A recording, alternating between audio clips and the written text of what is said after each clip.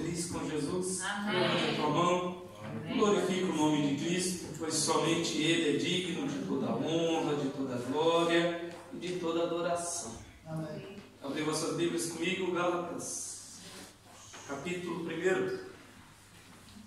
Gálatas, capítulo 1, vamos fazer uma leitura extensiva. Depois eu quero ir para Gálatas 2, versículo 12 a seguir. Mas vamos primeiro Gálatas 1. Enquanto os irmãos encontram, eu quero agradecer primeiramente a Deus, a Jesus, por mais uma oportunidade de falar do seu amor. Ou coisa boa é poder falar do amor de Cristo. Isto é maravilhoso. Agradecer a Jesus por mais uma oportunidade. Agradecer ao meu pastor, por Carlos Rodrigues, por ter confiado de nós estarmos aqui e podermos estar ministrando a palavra do Senhor. Gálatas capítulo 1, todos encontraram? Amém? Amém? Amém. Paulo, apóstolo, não da parte dos homens, nem por homem algum, guarde isso, mas por Jesus Cristo e por Deus Pai, que ressuscitou dos mortos. E todos os irmãos que estão comigo, as igrejas da Galácia, graça e paz da parte de Deus, Pai do nosso Senhor Jesus Cristo, o qual se deu a si mesmo por nossos pecados, para nos livrar do presente século mau, segundo a vontade de Deus nosso Pai, a qual a glória de todos sempre. Amém. Maravilho-me de que tão depressa passeis daquele que vos chamou a graça de Cristo para outro evangelho, a qual não é outro, mas alguns que vos inquieto o querem transtornar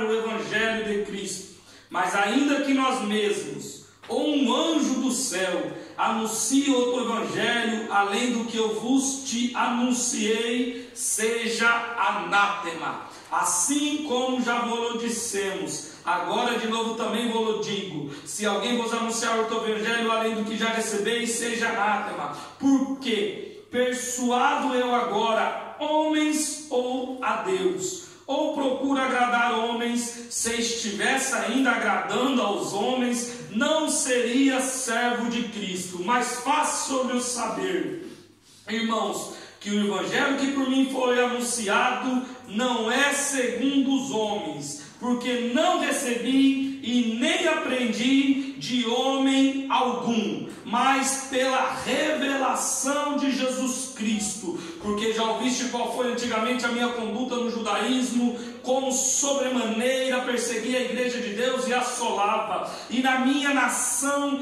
excedia em judaísmos e muitos da minha idade, sendo extremamente zeloso nas tradições de meus pais. Mas quando aprove Deus, que desde o ventre da minha mãe me separou e me chamou pela sua graça, revelar o seu Filho em mim, para que pregasse para os gentios, não consultei nem carne nem sangue. Capítulo 2, versículo 12 diz assim: porque antes que alguns tivessem chegado da parte de Tiago, comia com gentios. Depois que chegaram, se foi retirando e se apartou dele, temendo que era da circuncisão. E outros judeus também dissimularam com ele, de maneira que até Barnabé se deixou levar pela sua dissimulação. Mas quando vi que não andavam bem e diretamente conforme a verdade do evangelho, disse eu a Pedro, na sua presença e de todos: se tu, sendo judeus, vive como gentil e não como judeus,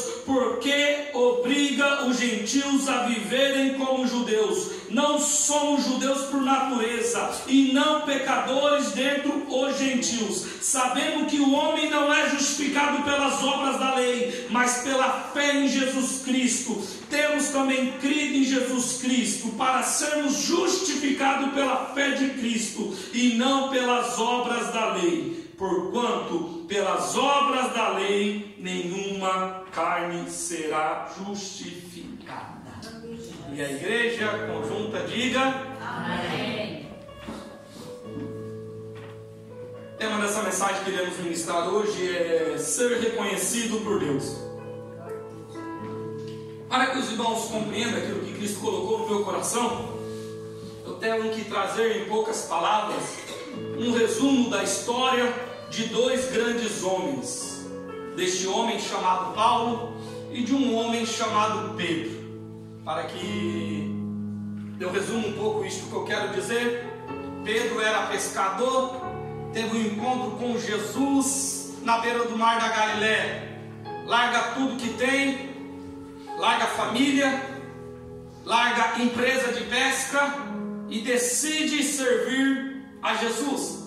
Inicia-se uma caminhada que Pedro fica de boca aberta, vendo a maneira que Deus usava Jesus. Ministrava um ensino, curava pessoas e libertava aquele que necessitava de libertação. Pedro experimenta, como Lucas diz no capítulo 10, o que seria o poder de Jesus sobre a vida deles. Jesus estende as suas mãos, derrama poder sobre os seus discípulos e eles anunciam o evangelho com ousadia. Demônios são repelidos, pessoas são curadas, e Pedro com os demais se alegram pelo poderoso poder que recebeu de Jesus. Mas Jesus nesse momento já diga para ele: não se alegram por vós ter poderes, não se alegram por ver pessoas libertas, não se alegram por ver curas, mas se alegre porque o vosso nome está escrito no livro da vida. Aprendemos algo importante que Jesus quis dizer para os discípulos: não deixam adentrar no seu coração o relacionamento que eu tenho com vocês e não se achem melhor do que ninguém. Eu lhe dei poder, mas eu também posso tirar. Então vocês andam segundo a minha palavra e segundo o conhecimento que eu estou vos ensinando. Pedro tem uma promessa muito linda através de Jesus. Mateus no capítulo 15 conta entre um diálogo entre os discípulos e Jesus, e naquele momento Pedro, ainda chamado de Simão, ele é tirado o nome Simão e colocado Pedro, pois Jesus diz que através da rocha que era ele, Pedro, que significa uma pequena fagulha de rocha, ou uma pequena rocha, ou um pedaço daquela rocha, seria o precursor, aquele que iniciaria para dar continuidade de um projeto que começou através de Jesus, que é a Igreja de Cristo. Para mim terminar o assunto sobre Pedro, ele tem os seus altos e baixos, mas em Atos capítulo 2 ele é recebido pelo Espírito Santo e, sendo cheio, prega a primeira mensagem. Mais de 3.000 homens se convertem, e a Bíblia diz que a igreja se inicia num pontapé inicial, Levi, de uma tal maneira maravilhosa que viviam na doutrina dos apóstolos, comunhão, partir de bem, oração, e Deus acrescentava a cada dia pessoas que tinham que salvar, homens cheios de Deus, homens cheios da presença, começam a curar, começam a libertar, começam a anunciar o evangelho de uma tal maneira que as estruturas daquelas cidades da cercania de Jerusalém começam a ser abaladas pelas palavras que saíam das bocas dos discípulos,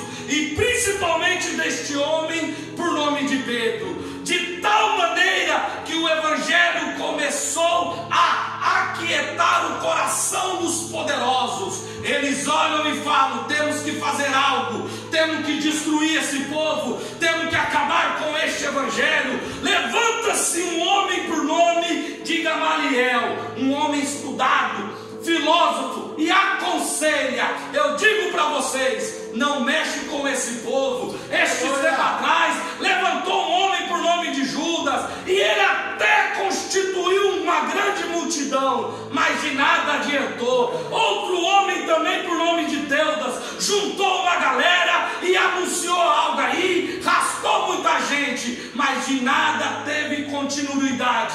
Mas se nós mexemos com esse povo, nós corremos um risco. Nós não sabemos se a obra é de Deus ou se a obra é do homem. E se nós corremos contra ele, se nós enfrentarmos eles, nós corremos o risco de enfrentarmos o próprio Deus. E não queira enfrentar o próprio Deus. Aleluia. Conselho de Gamaliel para os fariseus da época: sem se agrega, deixa isso dar continuidade.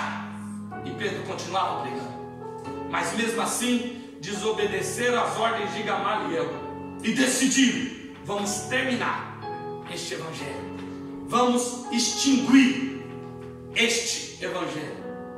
E decidem eles fazer uma reunião. Nessa reunião se assenta toda a cúpula dos fariseus, e lá tinha um homem por nome de Saulo, um homem estudado, um homem íntegro, um homem religioso, pastor, um homem que sabia lidar com as palavras. Historiadores dizem que esse homem seria o sucessor de Gamaliel. Ele era o discípulo de Gamaliel, o maior filósofo que existia na época, um homem respeitado. E Paulo aprende mais de 4 idiomas. Paulo se torna um poliglota. Saulo, na época, me perdoe, e Saulo sabia falar com pessoas, Saulo sabia induzir pessoas, e Saulo tinha um comprometimento muito grande com a seita dos fariseus. Ele olha e vê que ninguém tinha poder para destruir este povo que pregava o evangelho. Ele vai e diz: me dê poder, me libera, que eu vou mostrar para vocês como é que a gente faz com quem desvirtua a palavra de Deus. Aí você fala assim: pastor Juliano, Saulo estava lutando contra a igreja de Cristo a favor de Deus? É isso que eu estou afirmando. Aquilo que Saulo fazia era por causa do seu aprendizado. Ele acreditava que aquilo era o correto. Ele se levanta, ele pega apenas 3 soldados e decide destruir a igreja de Cristo. Eu não sei o que acontece com esse homem, porque não era uma multidão que cercava ele. A igreja de Jerusalém estava bombando, pastor, estava grande. A primeira mensagem foi 3.000, a segunda mensagem foi 5.000. E quando houve que um homem vinha com 3 soldados, todos estremeciam de medo. A estatura de Saulo não era grande, ele não era um homem musculoso e não tinha grandes armas, mas as pessoas ficavam atemorizadas quando ouvia este nome: Saulo de Tarso está vindo aí. Separam os diáconos, levantam um menino por nome de Estevão, que a função era servir. Mas tem gente que não faz apenas a função que foi designada, ele decide ir além. Estou perdendo de glorificar, então vou te explicar para você nessa noite. Quando separaram os diáconos, não separou diácono nenhum para pregar, não separou diácono nenhum para ensinar, separou para cuidar das viúvas, separou para ficar na porta, separou para servir, mas teve 2 que decidiu ir além daquilo que botaram eles para fazer. Felipe Estevão falou: eu vou servir, eu vou ajudar, mas no meu coração intuito é que eu tenho que pregar, tenho que falar do evangelho, eu tenho que ir além do que esperam de mim. Entenda isso. As funções que o Senhor designaram para você fazer, faça com precisão, mas vai além. Foi 7 separados, mas só 2, pastor, decidiu ir além: Felipe e Tiago. Felipe e Estevão, me perdoe o meu erro. Estevão pregava numa ousadia que homens doutores não tinham palavras para dialogar com Estevão. Um certo feito, se reuniram em Cesareia, e Estevão anunciando o evangelho, a cúpula dos fariseus começa a distinguir palavras para Estevão. Estevão repelia com a Bíblia Sagrada, com a Torá. Vendo eles que não tinham mais o que fazer, decidem: vamos matar esse menino. Apedrejam este jovem que estava anunciando o evangelho. As vestes ensanguentadas são arrancadas, e a Bíblia diz que é depositada aos pés deste homem por nome de Saulo. O pouco que dá de entender sobre isso é que Saulo foi praticamente o mandante da morte deste menino, porque quando diz foi depositado, quer dizer foi jogado. Então, se nós resumimos e trazer, foi dito assim: está feito aquilo que você ordenou, está entregue, acabamos com a vida dele. Só que mal sabia essas pessoas que quando você decide tirar a palavra de Deus da boca de um, Deus já preparou 2, 3 para fazer.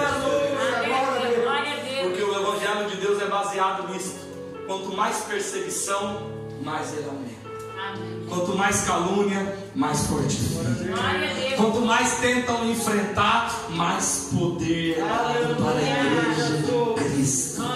Se não tiver perseguição, então nós temos que medir que tem algo de errado, pois nós não estamos sendo a diferença neste mundo. Se alegra se você está sendo perseguido. Se alegra se estão falando mal de você. Este mesmo homem, quando se torna Paulo, ele diz: quando eu estou fraco, é aí que eu estou forte, pois Cristo se aperfeiçoa nas minhas fraquezas. Quando eu coloco no meu coração que eu estou forte, eu estou dizendo que não preciso de Cristo. Mas se eu estou fraco, eu estou clamando da misericórdia, que a minha vida traça os meus caminhos, Senhor. E para mim resumir esta parte, cartas são dadas para Saulo. Saulo começa a destruir a igreja de Cristo. Estrategicamente, ele desce para Damasco. Eu me perguntei quando eu li isso, mas por que Damasco? Depois eu fui ver na geografia, Damasco ficava uma área estratégica. Toda a comida que chegava, a comida que saía, tinha que passar por Damasco.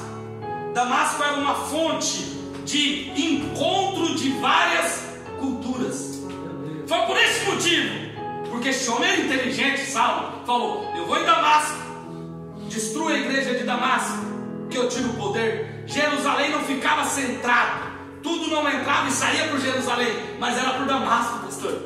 Foi por isso que estrategicamente ele pensou: destrua a igreja de Damasco, eu consigo abalar a estrutura da igreja de Cristo. Algo nós aprendemos aqui: o inimigo da nossa alma, ele tem estratégia para destruir a nossa vida. Se você acha que ele vai vir de peito aberto e vai de frente para dialogar com você, você está muito errado. Ele vai usar coisas para poder abalar a estrutura da tua família, a estrutura da tua casa, a estrutura do teu trabalho. Pois ele sabe que se derribar a estrutura, a queda vai ser grande. E Saulo pensa: vou destruir Damasco, e lá eu consigo destruir a base da igreja. Depois eu continuo onde o que eu estava fazendo em Jerusalém.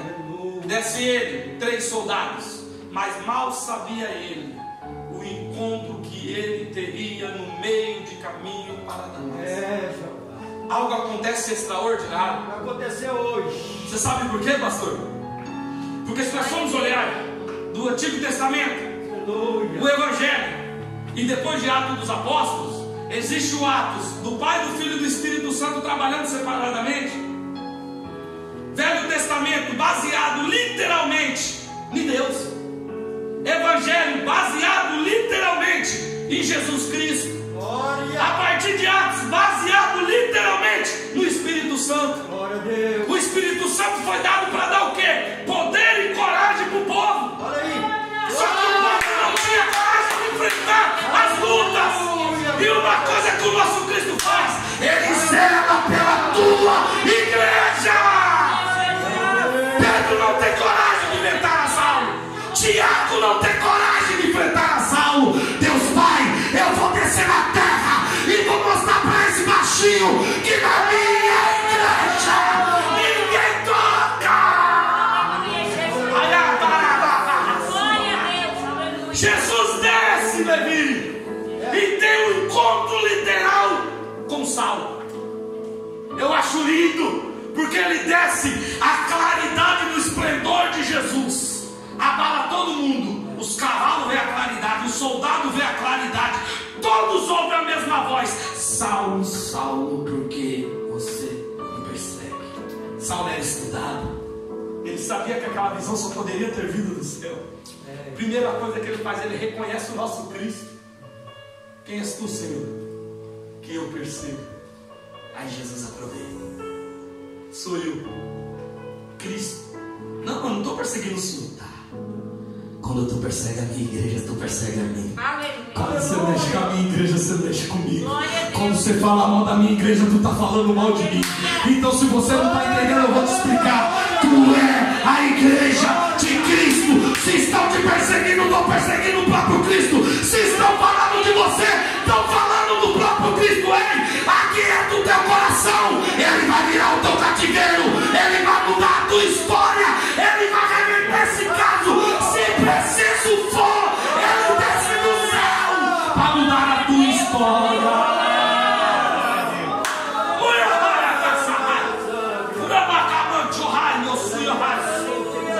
Para mim resumir essa parte, um encontro de Saulo e Cristo. Uma ordem é dada: vou te enviar na casa do homem, Simão Curtidor. Vai para lá, se aquieta e vai orar. Eu tenho algo contigo. E Saulo assim faz. Quem sabe, conduzido pelos próprios soldados, ele entra dentro de Damasco. Chega lá, ele vai, se ajoelha, começa a orar, pois ele estava cego. A visão criou escamas em seus olhos. 3 dias, não come, não bebe, só ora. Aí tinha um homem por nome de Ananias. Ananias estava lá, discípulo de Cristo, um homem reto, íntegro. Mas até os íntegros têm hora que dialogam com Deus, com as coisas que Deus manda fazer. Jesus olha e fala assim: Ananias! Eu creio que Ananias se levanta, faz que nem Isaías: eis-me aqui, Senhor, envia a mim, eu estou preparado. Aleluia. Esse é o momento que eu esperava. Eu tenho uma missão para você. Diga, Jesus, que eu estou preparado. Vai lá. Aleluia. Na casa, na rua chamada direita, na casa de Judas, tu vai adentrar lá. E tem um homem que é um vaso escolhido. O que você quer que eu faça? Quer que eu ministro? Quer que eu ore por ele? Tu vai orar porque ele está orando. Ele está cego, mas eu vou tirar as escamas dos olhos dele neste momento. E tem um porém. Eu tenho algo que aquele homem é. Então eu estou indo. A Bíblia não diz, mas eu acredito. Que Ananias fala assim: mas Jesus, quem é este homem? O nome dele é Saulo. E ele vem lá de Tarso. Eu quero que Ananias fale assim: o que o senhor falou? Peraí que eu acho que eu estou com problema de ouvido, porque não pode. Eu não estou ouvindo essa palavra não. Será que é Jesus ou será que é minha carne? Porque ele até repreende. Sangue de Jesus tem poder. É desse jeito. É Saulo. Aí ele vai dialogar com Cristo. Porque cabe nós, seres humanos, dialogar com Deus o que Deus manda a gente fazer. O que é prazeroso, pastor, eu me levanto e saio até correndo. Meu Deus. Mas quando é para enfrentar algumas situações, fala: Jeová. envia outro. Ele tem carinhos a outro. Eu sou tão fraco. Porque a Bíblia diz no capítulo 9 de Atos, Ananias dizendo: ele persegue a tua igreja, ele mata pessoas, ele é mau. O Senhor tem certeza do que o Senhor está falando. Jesus, eu falo: Ananias, para. Você acha que você não está sabendo com quem que você está falando? Sou eu, Jesus Cristo. Eu morri, eu revivi e estou aqui de novo. Para o homem ele não presta, mas para mim ele é um vaso escolhido. Levantarei ele pelas nações. Ele será precursor do meu evangelho e justificará e padecerá por amor de mim. Mas por que escolher a Saulo, sendo que tinha Pedro, sendo que tinha Tiago, tinha João e os demais? Mas por que olhar para Saulo, um assassino, o cara que caluniou, o cara que falou mal, aquele que quis destruir, pastor? Por que olhar para ele com os olhos diferentes? Sendo que aquele que tem o codinome como pequena rocha, como fagulha de rocha, era ele que tinha sido o escolhido para pregar a gentios. Uma coisa tu vai aprender nessa noite: aleluia. Quando tu não faz aquilo que Cristo manda, Jesus levanta outro na tua frente para fazer, para te demonstrar glória a Deus. E a obra dele não depende de você, mas depende da vontade dele. A obra dele não vai parar por causa da tua má vontade. Se tu não quer, vai levantar quem quer, e tu vai ter que fazer aquilo que era para tu fazer.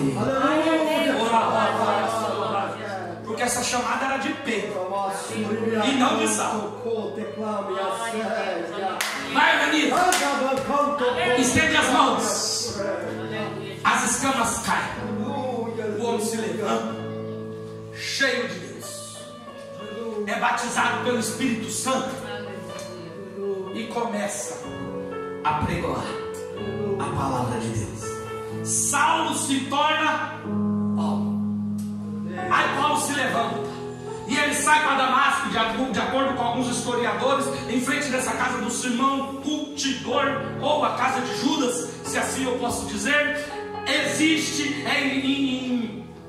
Existe uma baleia, pois lá é a antiga Jóspe, da época de Jonas. Então, de acordo com os historiadores, existe a praça ainda hoje intacta, que Paulo pregou a primeira mensagem. Paulo vai até lá e começa a anunciar o Evangelho. Muitos não conheciam Paulo visivelmente, porque não tinha WhatsApp na época, não tinha internet, pastor, então não tinha como mandar a mensagem. E começa a ficar boquiabertos com a mensagem que saía da boca daquele homem. Por quê? Ele tinha o que os discípulos não tinham. Os discípulos tinham experiência com Cristo.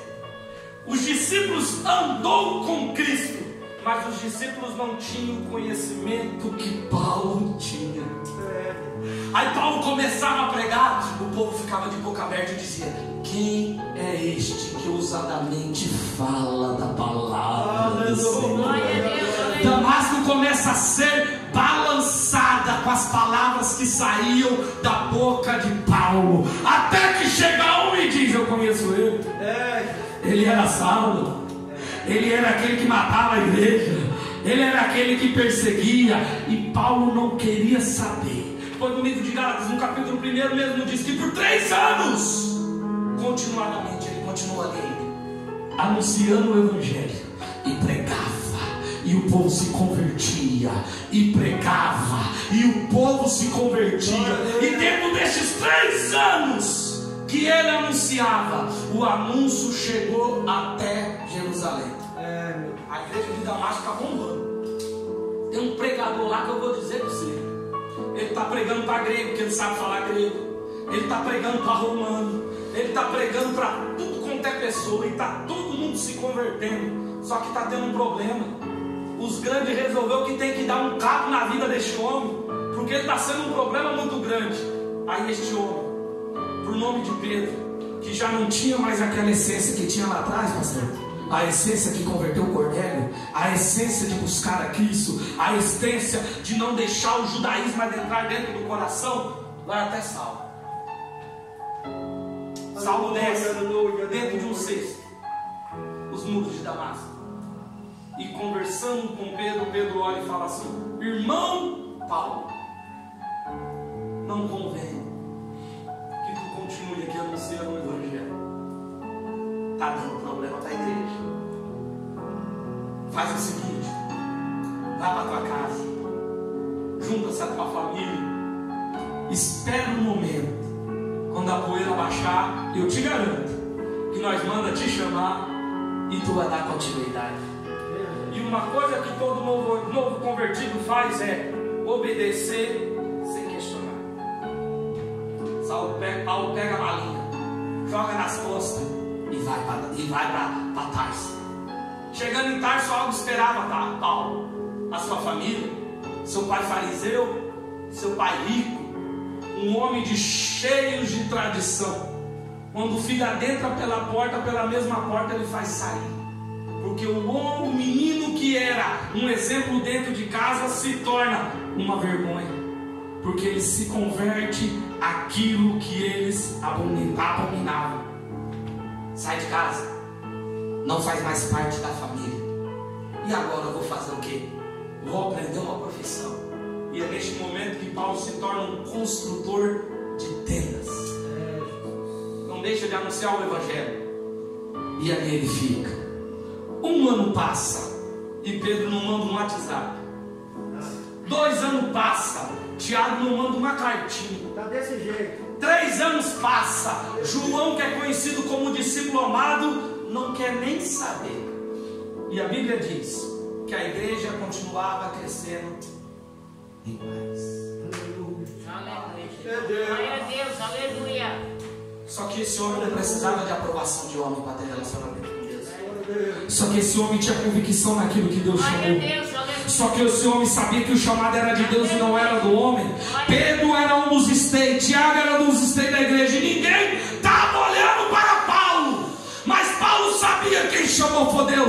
Vou aproveitar o tempo do anonimato. Eu vou aprender, mas aprender com quem? Não tem quem ensina. É por isso que ele escreve para Gálatas. Quem me revelou foi Deus. Quem me revelou foi Jesus. Eu aprendi com Cristo. 14 anos se passam. Ninguém lembra de Paulo. A igreja cresceu.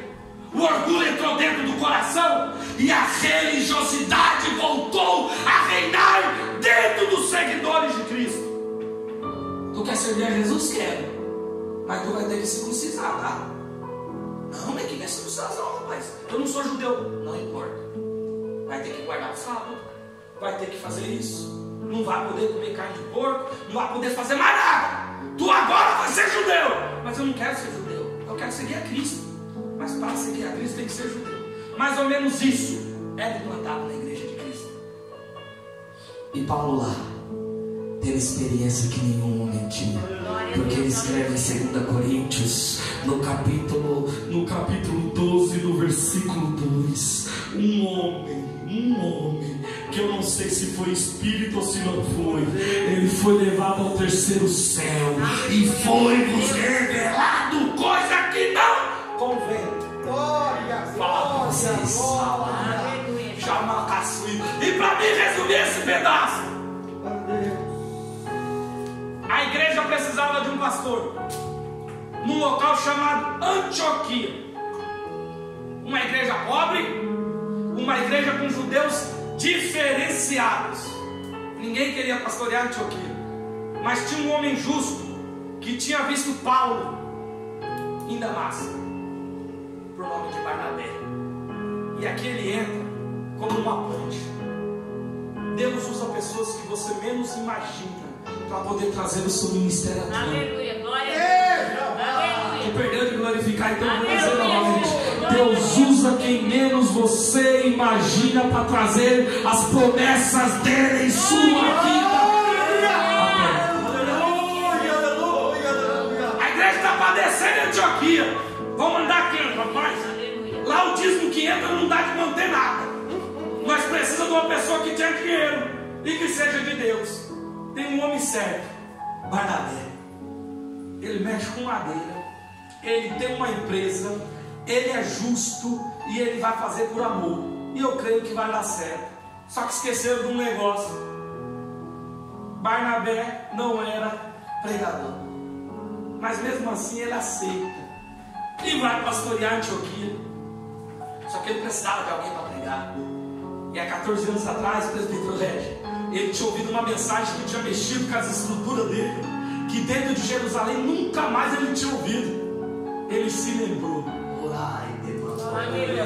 Tem um homem que está no anonimato, lá em Tarso, e convém do ir buscar ele. Montando o seu jumento, desce para Tarso. Chega em Tarso, vocês conhecem Saulo? Não. E Paulo, eu conheço, Paulo construtor, não era Paulo evangelista, não era Paulo pregador. Eu conheço Paulo construtor. É esse mesmo. Chegava não era Paulo. O Espírito Santo mandou que eu te separasse para uma obra que ele tem preparado para ti. Ah, mas ele lembrou de mim já tem 14 anos, não importa. A promessa que foi feita um dia na tua vida, Pedro esqueceu, todo mundo esqueceu, mas ela está de pé. Se levanta, Paulo, se levanta, Paulo. Tem algo te esperando. Ai, que Paulo se levanta, Paulo deixa Tarso e desce rumo a Antioquia. Chega em Antioquia, o culto começava.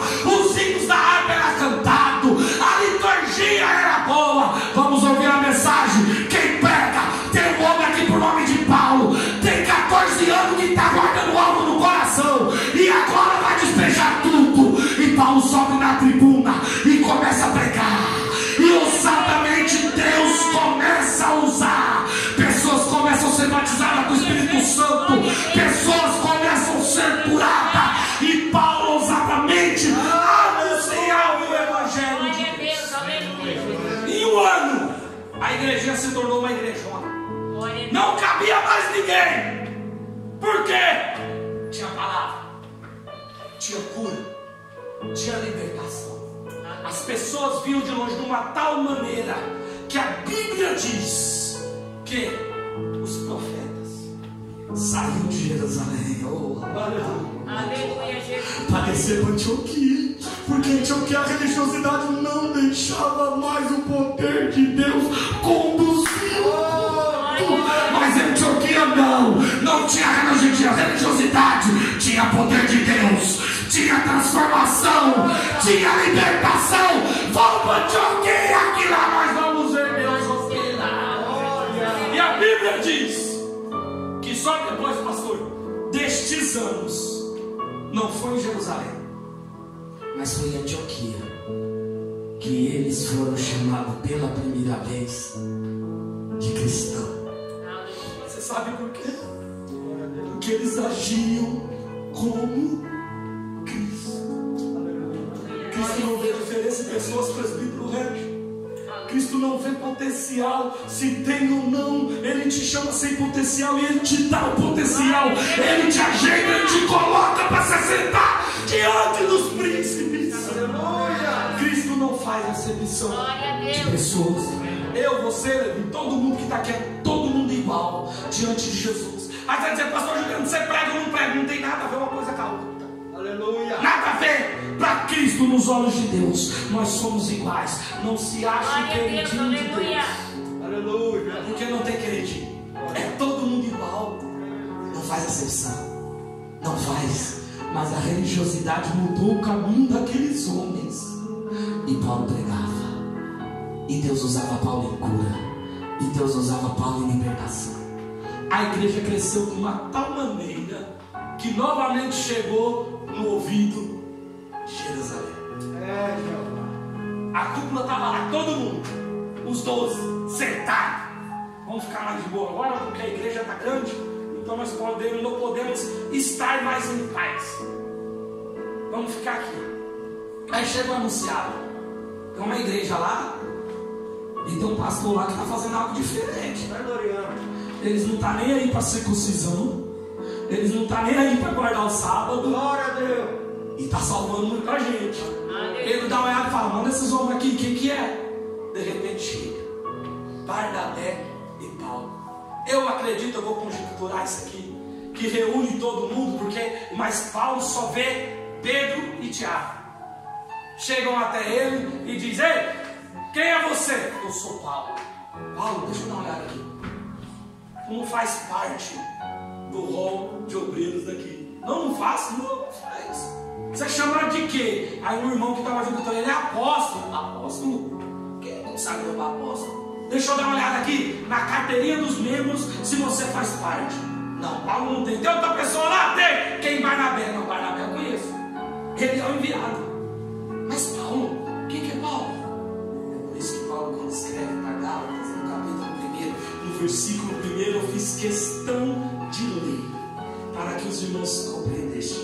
Paulo, apóstolo, não da parte de homens, nem de homem algum, mas por Jesus Cristo, Deus Pai, queridos. Glória a Deus. Não espere reconhecimento ministerial para fazer algo para Deus. O homem pode não te enxergar, mas aquele que tem os olhos como chama de fogo, ele tem te visto. Ei, o reconhecimento de Deus vem na vida daqueles que é fiel para Ele. O homem é enganador, o homem é pecador, o homem te esquece, mas aquele que chamou é verdadeiro para cumprir a boa obra em tua vida. Ele não esqueceu de você. Ele sabe do teu potencial. Ele sabe do teu chamado. Ele levantará e tu vai ver. Homem nenhum me reconheceu. Até porque eles não me conhecem. Porque eles tentaram matar o meu ministério. Aí faz uma reunião. Atos capítulo 15. Conhecido como a Grande Assembleia. Aí um se levanta e começa a ficar bravo. Não, peraí, tem coisa de errado. Até os judeus que estão lá não são mais judeus. Eles não fazem mais nada. O povo tudo sem circuncisão. E eles ainda levam Tito. Tito não era circuncisado nessa época, porque era grego. E aí, o que vai fazer? Não, temos que colocar para eles. Eles vão ter que vir para a religiosidade. Aí a Bíblia diz que se levanta Tiago, Orabacai, cheio de Deus, e olha para ele e fala assim: não põe um peso que nem nós e nossos pais suportamos. Deixa eles fazer a obra. Deixa eles fazer a obra.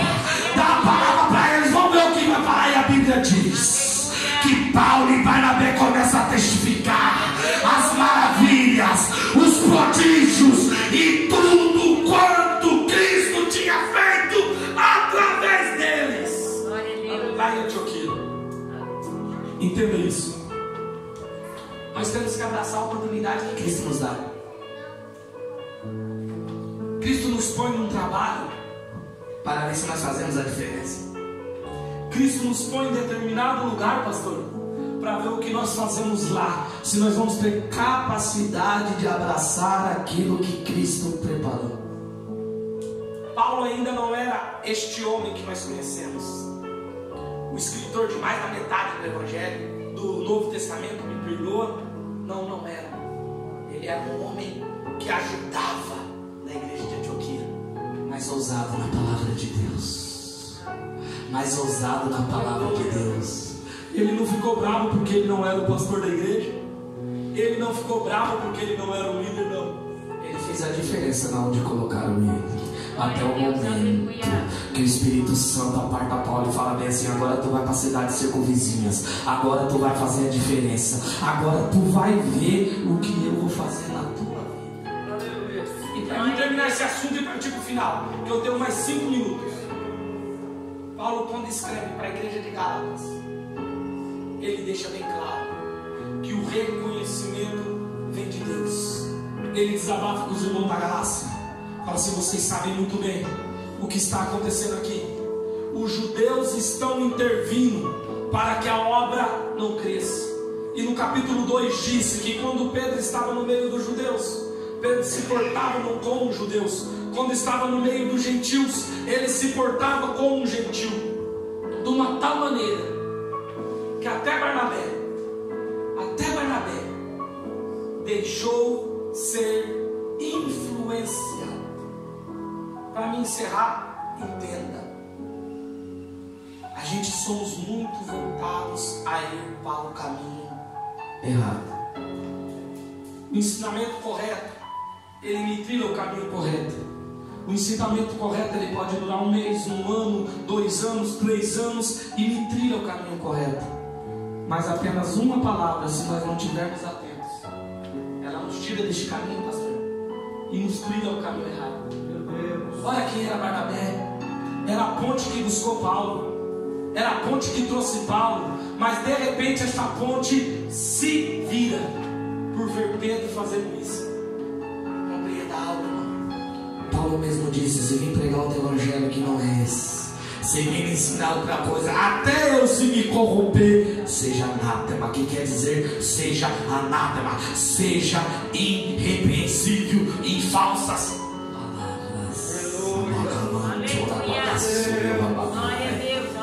Entenda, quem te chamou foi Deus. Entenda, quem te escolheu foi Deus. Entenda, quem prometeu para você foi Deus. Ele não é o homem que minta. Ele não é filho do homem para se arrepender. A promessa um dia feito, a promessa está de pé. Passa céus, passa terra, mas a palavra não há de passar sobre a tua vida. Mas pastor, eu estou fraco. É aí que Jesus vai aperfeiçoar na sua fraqueza. Pastor, mas eu estou escorregando. Jesus vai firmar as tuas pernas e tu vai prosseguir adiante. Não deixa de palavras dissimulam o seu chamado para essa igreja. Coloca de pé. Chamando de orabacassu, orabacarrai. Eu pregava mais 1 hora sobre esse assunto. Aleluia. Mas o tempo não nos permite. O tempo não nos permite. Eu quero dizer para você que veio aqui nesta noite. Eu tenho 4 minutos. 4 minutos. Vou fazer uma oração neste tempo. Eu quero falar para você que veio aqui nesta noite. Eu não sei qual que é a promessa de Deus sobre a sua vida. Eu não sei qual que é a fase do esquecimento que tu está vivendo. Mas tem um Deus que Ele não se esqueceu de você. Faça como Paulo. Lá no anonimato, faça a diferença. Continue. Está preso lá, não pode fazer nada para que as outras pessoas vejam, não. Mas faça para que Cristo continue te enxergando. Ele não se esqueceu de você. As palavras de Pedro não foram capazes de destruir o ministério de Paulo. As pessoas se levantaram para matar Paulo, mas não foram capazes de destruir o ministério de Paulo. A convicção da tua chamada, somente você que pode ter. O outro pode não querer saber. Dizia eu, sexta para a pastora. Eu disse isso para ela. Falei, pastora, não há nada que tira a convicção da minha chamada. O que está aqui, meu filho, podem falar que eu sou isso, pode dizer o que for, mas a chamada continua ardendo dentro do meu coração. E eu sei que aquele que iniciou é fiel para cumprir a boa obra. Ele não se esqueceu de você. Ele não se esqueceu da tua promessa. Ele não se esqueceu. Dentro deste anonimato tu vai crescer. E quando florescer, irmão, vai fazer que nem Paulo. Pessoas de lá vão olhar e falar, mas não era ele que fazia isso, não era ele que era errado naquilo, era. E agora é o precursor do Evangelho, é a anunciante, é a mudança que somente Cristo pode fazer. Acredite nisso. As promessas um dia feitas na tua vida continuam de pé. Eu tenho 2 minutos. Eu quero fazer uma oração. Se alguém quiser vir aqui na frente, vem aqui que eu quero orar por você. Se você se encontra meio fraco e precisa de algo vindo do próprio Deus, se você está meio esquecido das promessas e está achando que Deus esqueceu de você, vem aqui que eu quero orar por você. Eu tenho 2 minutos e eu quero fazer uma oração. Pastor, eu busco uma cura. Eu prego um Cristo pleno. Ele cura, Ele restaura, Ele batiza com o Espírito Santo, Ele liberta. Ele é o mesmo de ontem, como está escrito em Hebreus. Ele é o mesmo de ontem, Ele é o mesmo de hoje, Ele é o mesmo do amanhã, Ele é o mesmo do antigamente. Ele não mudou, Ele não mudou, Ele continua. Eu quero orar para você, vem cá,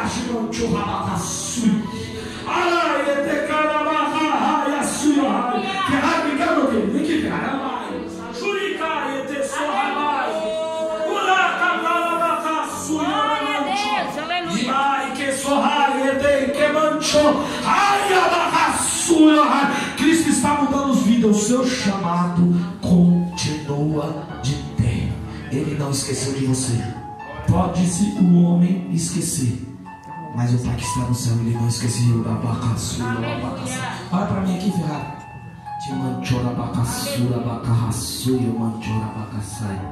Quem acusa é o acusador das nossas almas. O erro é humano, mas quem justifica é Deus. Jesus manda te dizer: eu te escolhi, eu te chamei. Não importa o que aconteceu, eu sou o Deus que reescrevo a tua história. E a promessa que um dia eu fiz na tua vida, ela permaneça de pé. Ei, quem o homem ou não, quem te prometeu foi Deus, Ferrari, e vai se cumprir. Tu tá fraco, hoje Ele manda te dizer: eu aperfeiçoo nas suas fraquezas.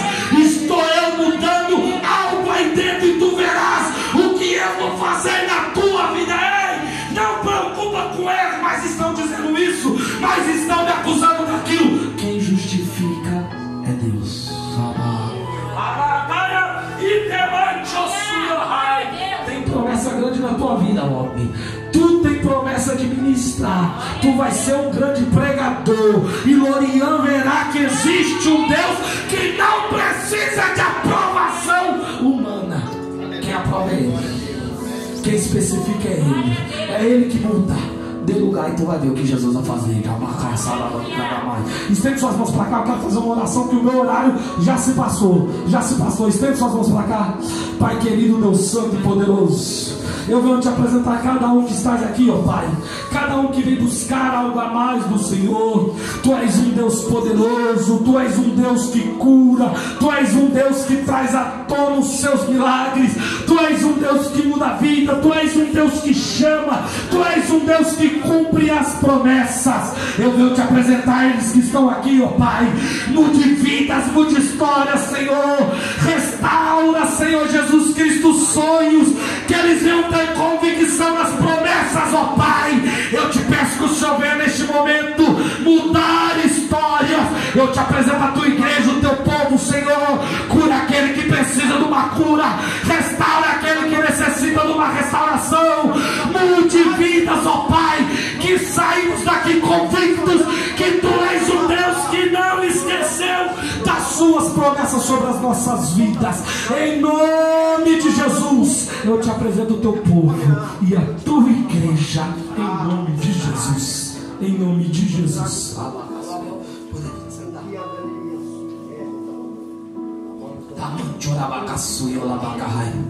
Pedido do nosso pastor, faça assim com as suas mãos. Estaremos encerrando os cultos. Ele já deu os avisos do que tinha que dar. Então estende suas mãos. Que o grande amor de Deus, que a graça do nosso Senhor Jesus Cristo, que as eternas e doces consolações do Espírito Santo estejam com todos e toda a igreja louvando, diga